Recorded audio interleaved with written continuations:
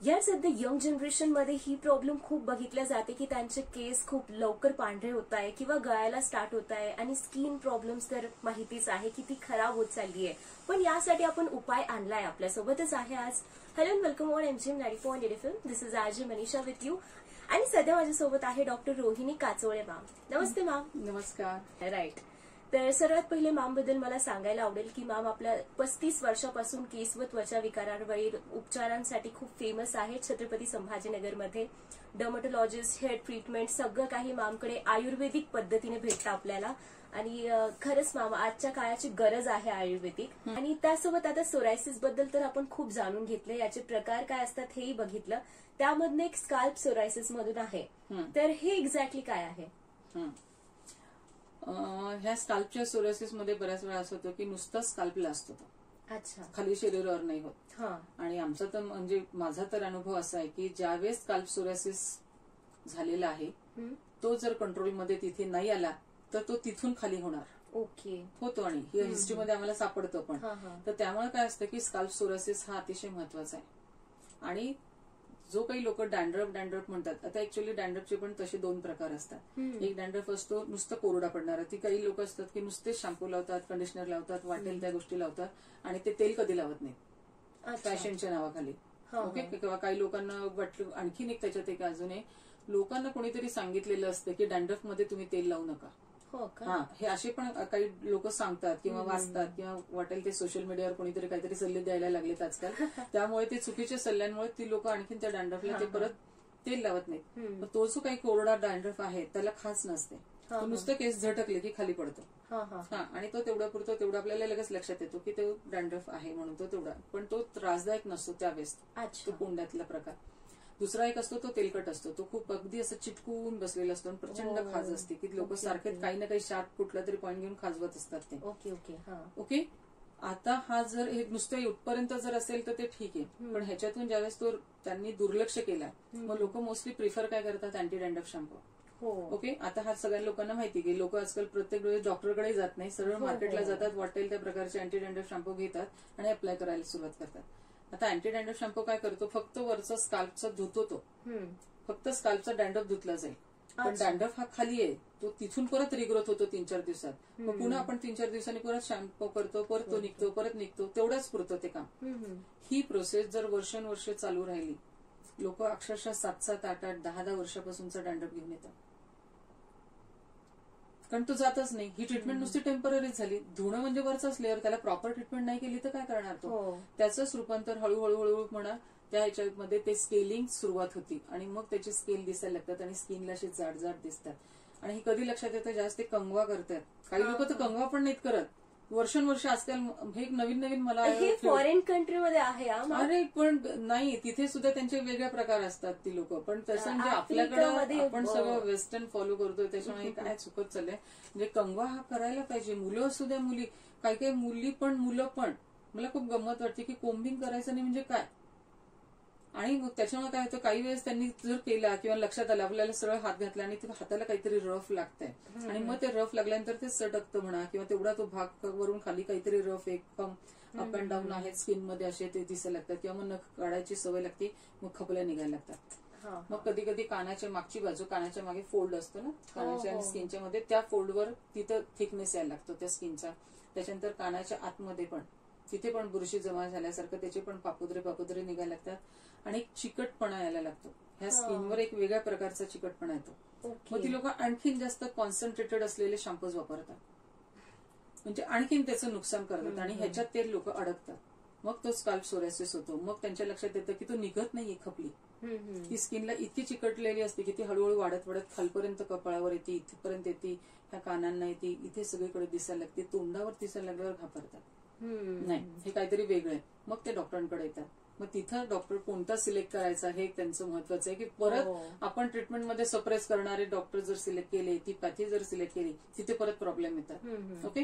तर त्याच्यापेक्षा ह्याला मोस्टली मी सांगेल की आयुर्वेदिक घेणं हा सगळ्यात महत्वाचा आहे. आणि त्याच्यात कॉस्मेटिक सगळे शॅम्पू प्रकार मी बंद करते. ओके. बिलकुल नाही, एकही शॅम्पू वापरायचा नाही. कारण हे सगळे जे शॅम्पू वापरणार आहेत आपण, अँटी डॅन्ड्रफ असेल, आयुर्वेदिक असतील, हर्बल असतील, हे कुठल्याही प्रकारचे मेडिकेटेड शॅम्पू, ह्या शॅम्पूंना काहीच अर्थ नाही तसं बघितलं तर. ओके, बिलकुल येस, खूप मोठी गोष्ट आहे ही. पण मग ट्रीटमेंट करायची तर त्यांना सप्रेस करायचं नाही आपल्याला. एकदा जर ट्रीटमेंट दिली तर पुन्हा आयुष्यात नाही झालं पाहिजे, एवढं माझं कॉन्सन्ट्रेशन असतं त्या पेशंटला की तुला ते त्रास होतोय ना आता, तुला त्याच्यातून बाहेर पडायचंय ना, मग बिलकुल नाही ही गोष्ट झाली पाहिजे. आणि मग त्याला मग आपण वेगवेगळ्या पद्धतीने त्यांना हेअर वॉशसाठी पूर्ण आयुर्वेदिक, हे सगळे शॅम्पू आयुर्वेदिक हर्बल होऊ शकत नाहीत शॅम्पू. हो ना, नाही, नुसतं लेबलिंग आहे. कारण त्याचं मुळात केमिकलचं प्रमाणच एवढं मोठं जास्त असतं. म्हणजे 92-95% जर केमिकल्स असतील आणि 3 to 5% जर त्याच्यात टाकलेलं एक्स्ट्रॅक्ट असतील तर त्याला आयुर्वेदिक कसं म्हणायचं. अशा प्रकारचे शॅम्पू त्या स्किनला हानिकारक असतात. आणखी इरिटेशन, म्हणजे ह्या लोकांना नंतर कंगवा जरी घातला तरी ते दुखतोच काल, इतक्या पद्धतीने होतं. आणि मग ह्यांचं लक्ष लागत नाही, ह्या पण लोकांना डिप्रेशन यायला लागतं. आणि मग हळूहळू त्या सगळ्या गोष्टी होतात आणि म्हणून त्याला ट्रीटमेंट करायची फार गरज असते डॅन्ड्रफची. ओके, पण मग हा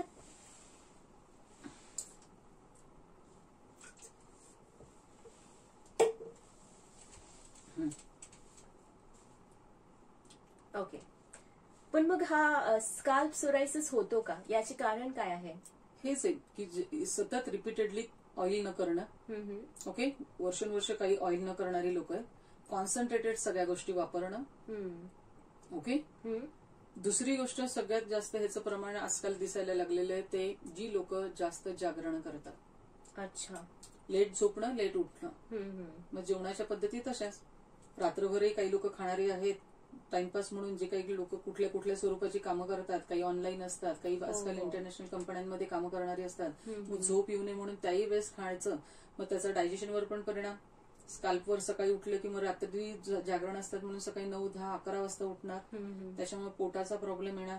त्याच्यानंतर म्हणजे ऍसिडिटी, कॉन्स्टिपेशन ही खूप कॉमन सिम्टम्स आहेत त्या लोकांची. ओके, हा. आणि मग नंतर मग सगळे केसांना रेग्युलर वेगवेगळ्या प्रकारचे कॉन्सन्ट्रेटेड सोप, शॅम्पूज लावले.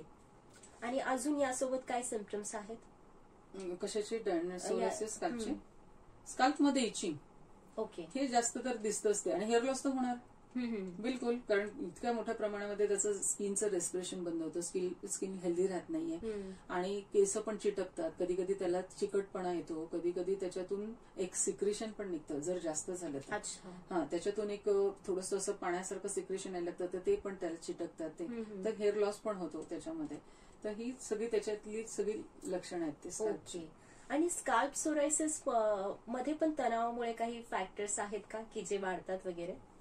मुळातच सोरायसिस हाच टेन्शन किंवा स्ट्रेस घेतला की वाढतो. अच्छा, हा. मग आता मी मगाशी म्हटलं की जे जागरण जे आहेत, खाणं पिणं बरोबर नाही, चुकीच्या वेळेला चुकीचं खाणं, ओके, हे रिपीटेडली होतं. हे एखाद्या वेळेस करून नसतं होत या गोष्टी. ज्यावेळेस महिने वर्षानुवर्ष तुमची ही स्टाईल चालली आहे, मग मात्र ह्या सगळ्या गोष्टी होणार आहेत. आणि मग त्याच्यातून त्या लोकांना मग हे जे स्काल्प सोरायसिस होत होतं त्यांना स्ट्रेस येणारच. ओके, आणि मॅम त्यानंतर मग हा स्काल्प सोरायसिस आहे हा पूर्णपणे बरा होतो का सेम 1% असंही असतंच राहणं? मोस्टली तसंच मी म्हणेल, पण 99% तो पण जातो. अच्छा, बिलकुल. म्हणजे ही मी का म्हणते की ही लोक विसरून जातात, आरामात विसरतात हे की आपल्याला सोरायसिस झालेला होता म्हणून. हे अगदी आरामात, पण फक्त लक्ष ठेवणं असतं त्यांना. अट तर तीच असते, त्यांनी पुन्हा केमिकल्स वापरायचे नाही म्हणजे नाही. हे पहिली अट त्यांना घातली तर ते ऐकतात ते पण. आणि त्यांना स्वतःला जाणवतं की नाही, आपण हे सगळं बरोबर केलं तर सगळं कंट्रोलमध्ये राहतंय. बस त्यांनी स्वतःची काळजी घ्यायची.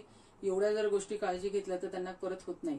आणि स्कॅल्प सोरायसिस मध्ये सुद्धा कम्प्लीट स्केलिंग निघून जातं. 100% ती नॉर्मल स्किन होती, पण तरी सुद्धा त्यांनी जर पुन्हा जर काही केमिकल शॅम्पू वापरले, ओके, पुन्हा ह्या सगळ्या गोष्टी जर चुकीच्या पद्धतीने करायला सुरुवात केली, सगळी लाईफस्टाईल चुकीची व्हायला लागली, हळूहळू पुन्हा इचिंग चालू होतं स्काल्पमध्ये.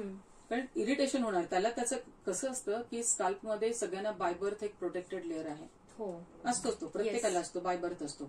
जोपर्यंत ते आम्ही त्याला आम्लयुक्त आवरण म्हणतो, अल्फा हायड्रोक्सिस लेअर म्हणून.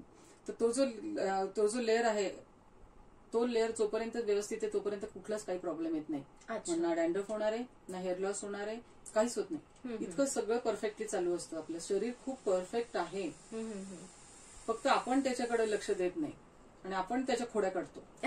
आणि ते खोड्या काढले की मग त्याला चॉईस नाही. So much ma'am. आणि त्याचसोबत आज तुम्ही आमच्या लिसनर्सला काय मेसेज देणार? सर्व लिसनर्ससाठी शरीर हे आपलं सांगते की म्हणजे नेहमीच मी लोकांना सांगत असते की हे गॉड गिफ्ट आहे. अच्छा. शरीर जोपर्यंत व्यवस्थित चालले ना तोपर्यंत आपल्याला त्याची किंमत नसते. आणि मग नंतर हळूहळू आपण त्याच्याकडे दुर्लक्ष करतो. आपण आपल्या नशेत असतो, आपण आपल्या धुंदीत असतो, आपण आपल्या करिअरच्या ह्याच्यामध्ये असतो. आणि नक्कीच असावं, पण त्याच्याबरोबर ह्या सगळ्या गोष्टी करण्यासाठी आपण कुठला मीडिया वापरतोय? शरीर आहे. बरोबर आहे. शरीर नसेल तर आपल्याला काहीच नाही करता येणार ना, सगळ्या गोष्टी ना. म्हणजे जर शरीर जर छान हेल्दी असेल तर आपण ह्या सगळ्या गोष्टी आणखीन जास्त एन्जॉय करू शकतो. आणि आपण कष्ट करतोय, आपण स्वतःसाठी पैसा कमवतोय. मी एक डॉक्टर असून मी नेहमी सगळ्या लोकांना असं सांगत असते की हे पैसे तुमचे कष्टाचे आहेत, हे आमचे नाही आहेत. बरोबर आहे. असं कोणताही डॉक्टर सांगत नाही, पण मी नेहमी सांगत असते की पेशंट होऊ नका. बरोबर आहे. हा, पण पेशंट झाल्यानंतर ठीक आहे, तुम्हाला त्याच्यातून बरं करण्यासाठी आम्ही तर नक्कीच आहोत. पण तुम्ही तुमचे जे स्वतःच्या कष्टाचे जे पैसे आहेत ते एन्जॉय करण्यासाठी तुमचं स्वतःचं शरीर पण छान ठेवा, मन पण छान ठेवा. आणि हे आयुष्य खूप सुंदर आहे आणि खूप सुंदर आयुष्याचा अनुभव घेत राहा. Thank you so much. Thanks a lot ma'am की तुम्ही इकडे आला, तुमच्या वेळेतून वेळ काढून आणि आम्हाला इतकी सुंदर इन्फॉर्मेशन दिली आणि ह्या सोरायसिस बद्दल अवेअर केलं. म्हणजे खूप गोष्टी आम्हाला माहितीच नव्हत्या.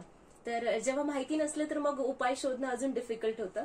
तर मग जर पेशंट झाले तर नक्की डॉक्टर राईट चूज करा. येस, तोच तुमचा प्रॉब्लेम नाही. ह्याच्यात म्हणजे मी बऱ्याच जणांना नेहमी सांगत असते की आजार बरा होण्याची जी गुरुकिल्ली आहे ती काय? योग्य वेळी, म्हणजे आजाराचा योग्य वेळ कोणता असला पाहिजे. इमिजिएट लोक काय करतात, त्याचे इन्व्हेस्टिगेशन करत नाही. योग्य वेळी, योग्य डॉक्टर, ओके, आणि योग्य उपचार.